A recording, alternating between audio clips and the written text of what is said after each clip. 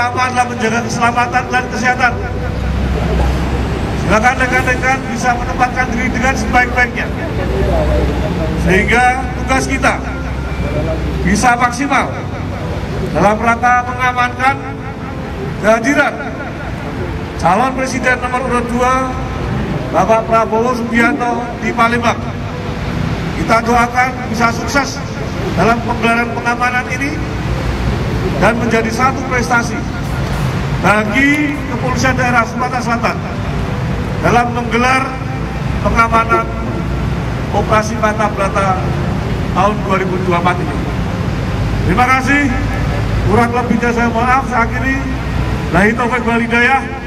Wassalamualaikum warahmatullahi wabarakatuh. Om Santi. Selesai. Ya.